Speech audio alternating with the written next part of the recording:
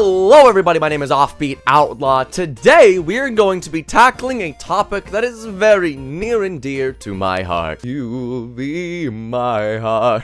What am I talking about? I am a disaster. Today we're going to be talking about a topic that is very near and dear to my heart, and that is the topic of is min-maxing / multi-classing, and basically what I do on my channel, toxic in the world of Dungeons and Dragons. Let's talk about it. Now, I think you can pretty much guess my stance. My stance is no, it's not toxic. But let's do a service. Let's go through the argument of why people do think that it is toxic. Well, we gotta get a stable definition of what min-maxing is. Now, according to people who think it is toxic, min-maxing is the process of reading the multi-classing chapter of the player's handbook.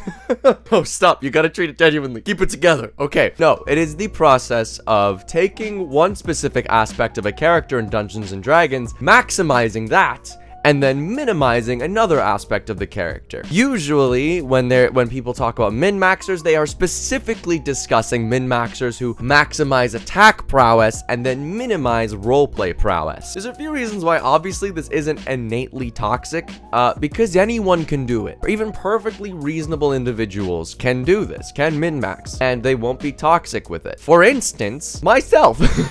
Min-maxing in itself is not a toxic process. It's not like it is ruining the game by you theorizing in your room. So there you go. That's one definition of min-maxing being toxic that already doesn't work. Another case situation is this idea that min-maxers don't participate in roleplay and therefore are toxic within the world of Dungeons and Dragons. To this, I would once again like to say, bullshit. I love roleplay. I am an improv comedian, and improvising during Dungeons and Dragons is probably one of my favorite parts about Dungeons and Dragons. But I also make ridiculously powerful characters because I think it's fun. Take, for example, the current stream that I'm a part of, the ones with the lovely people over at Jake and Pfeffer's YouTube channel. Check out twitch.tv/longshotrpg every Thursday at 8 p.m. Eastern to watch me play.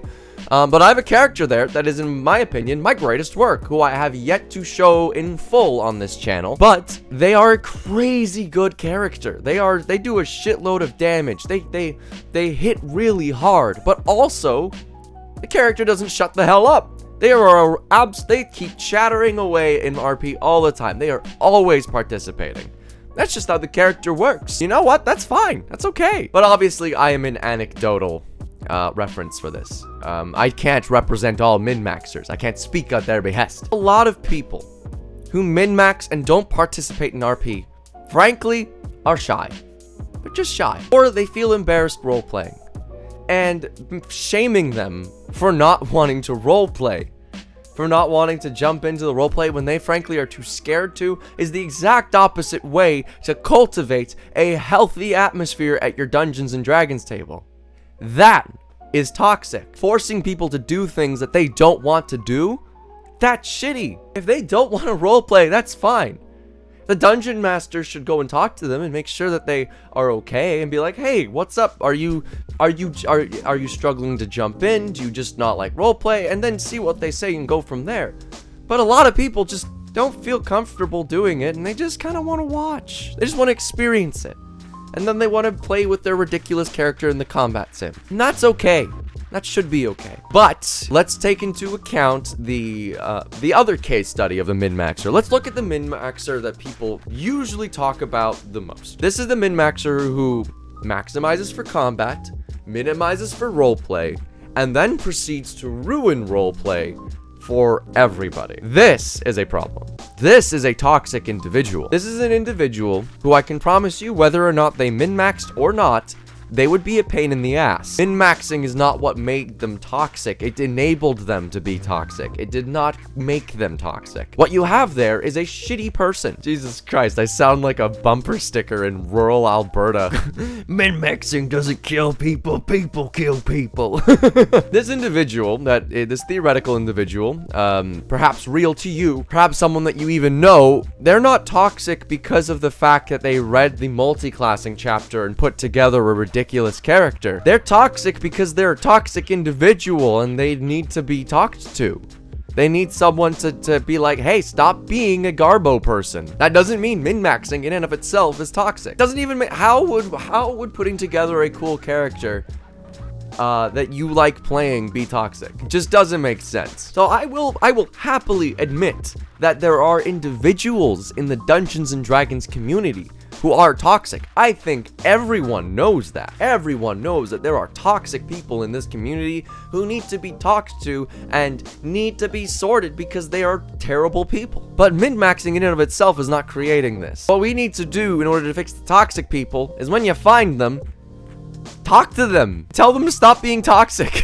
If they are stabbing people that your players are talking to because they got bored, that's a bad person. You need to say, hey, don't do that, you Garbo person. And if they don't stop, kick them off the game. It's that simple. And if they're your friend, that's fine. But if you're the dungeon master in this situation, you got to do what's best for the whole table, not just that one individual. Because if they're the only one having fun, that is a bad table. You either need to talk to them or kick them out. And that's how you fix that problem. Now that we've discussed that min-maxing isn't innately toxic, I would like to make my counterpoint.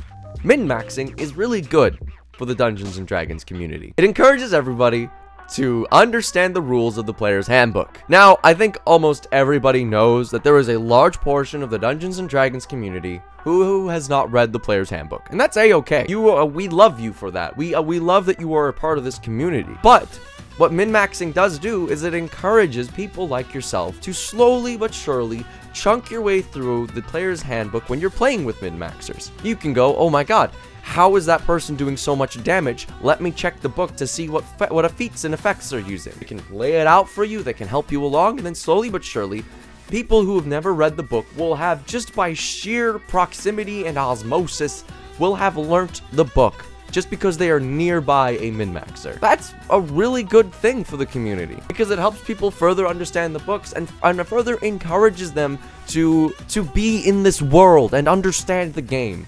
That's great. That is a great thing.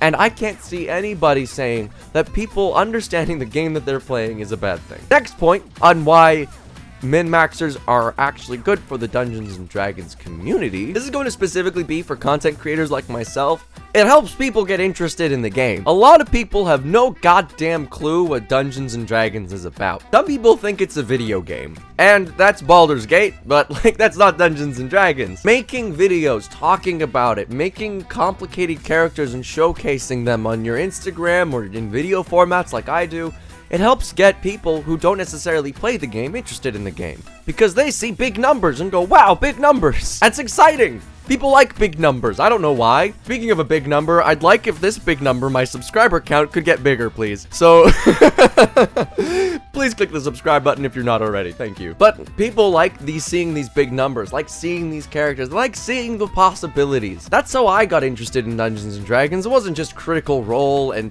the Adventure Zone for me. I wanted to understand the rules. I wanted to see how this game worked. And so watching min-maxers and looking up strategy guides helped get me into this game that I love so much. Min-maxers are good. They can be. And finally, why min-maxers are good for the Dungeons and Dragons community is it is inclusive to all playstyles. This is more of a blanket point than just specifically for min-maxers, but for everybody who plays Dungeons and Dragons, all playstyles should be accepted at any table. Whether that be people who are RP focused, whether that be people who are min-max focused, or that be people who are just there to hang out. The guy who orders McDonald's for the table, and then they have a stupid character named Plumbo McGumbo, and they don't do anything except he shows up and he orders McDonald's off of Uber Eats. That person's welcome at my table. I'll tell you what, every playstyle is acceptable at Dungeons and Dragons tables. It should be, because there are a lot of people who just aren't frankly interested in a lot of the parts of Dungeons and Dragons. There are a lot of books. Let me get my book. These are how many books I have. This many books, okay? There's a lot of books. There's a lot of different ways to play this game. Every playstyle is and should be accepted. Whether that be the individual who loves discussing with every single NPC the complicated lore of the world, or the person who frankly is just too shy to roleplay and they just want to kill things in a fantasy setting. That's perfectly fine. Another point as to why min-maxing should be acceptable at Dungeons and Dragons is min-maxing is a fundamental design philosophy of this game. Min-maxing begins at first level.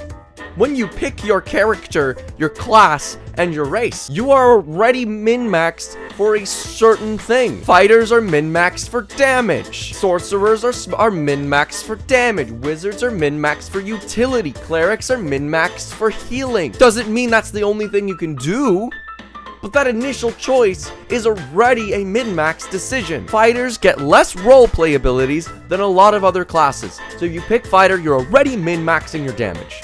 Right off the get-go. You're telling me that's bad? That's toxic? Playing the goddamn game? Another point on why this is a fundamental design philosophy of Dungeons & Dragons. You ever noticed how a lot of the powerful abilities are incredibly low level? Like Action Surge is 2nd level fighter, Divine Smite, 2nd level paladin, Meta Magic, 2nd level sorcerer, Cunning Action Sneak Attack, 1st and 2nd level rogue. All of this stuff is available at low levels. This is because the creators of this game wanted people to min-max and to multi-class. And they don't want you to have to invest 20 goddamn levels into a barbarian to access rage. They want you to get that stuff early on because they want you to try out different class combinations. That's how this game is designed. It's a fundamental design principle. Another reason why multi-classing is a fundamental design philosophy of this game: cantrips. Cantrips level up with overall character level, not class level. Meaning that if I take 1 level in Warlock and 19 levels in Barbarian, I get to cast my Eldritch Blast as if I was a level 20 Warlock. That's how cantrips were designed. This is, of course, to encourage multi-classing amongst spellcasters, so you're not shooting yourself in the ankle every time you just want to get access to meta magic, or if you just want to get access to warlock invocations. But this is a fundamental design principle of the game. And you're telling me that that's wrong? Playing the game? Excuse me? And everyone min-maxes just a little bit. They min-max to their playstyle. Whether that be you're a fighter who completely dumps dexterity and strength just because you want to be whimsical with a high charisma, or any of your other abilities, everyone min-maxes a little bit. But people call what I do toxic, even though all of my characters have glaring weaknesses that are readily available and very easy to figure out. All of my min-max characters, every single multi-class character, suffers from low stats. This is because you don't have access to as many ability stat increases as other classes that are just leveling up normally. So you have lower stats, that means you have lower saving throws. Also, a lot of the abilities that increase your saving throw scores are available at higher levels. So if you min-max too much, if you multi-class too much, your saving throws are gonna be crap. You'll have crazy high damage, but you'll be easily blown up by every single AoE effect that the boss throws at you. It's a risk-reward system. Min-maxing. They're not invincible bastions of damage. They are a spear without a shield. I made a shield that has holes in it for this video. I just wanted to talk about this topic because I see people getting mad at min-maxers all over the place, and I just want to say it's not as bad as you guys think. There's ways to beat every single min-max character. It's just not as straightforward as the others. And anyway, the point of Dungeons & Dragons at the end of the day is to have fun with your friends. As long as everybody at your table is having fun, that's what matters. If there are players who feel like they can't even get an attack in, give the creature resistance to the damage type that your min-maxer deals. It's what I do. And everyone has fun. There's ways around it. Trust me, I believe in you. Anyway, this has been Offbeat Outlaw and min-maxing. If you disagree with me, leave an incredibly long comment in the comment section below. Please be sure to to make it very long. That way I'll definitely read it. Let me know what you guys think genuinely, if you think min-maxers are. If you think min-maxers genuinely are toxic, I'd like to hear what you think. If my opinion convinced you a little bit to see the other side of the argument, that is great. I hope you all have a fantastic day. Before I send you guys away, please be sure to check out my Patreon. in the link in the description. I put all of my min-maxed characters up on there. The Patreon's only $3 a month, so $36 a year. And if I can give you even a few yucks within that time, I think it's very worth it. And please be sure to check out my Twitch stream on Mondays at 8 p.m. Eastern, where I DM a bunch of amazing TikTokers and friends. They're truly great. Anyway, get the fuck out of my house.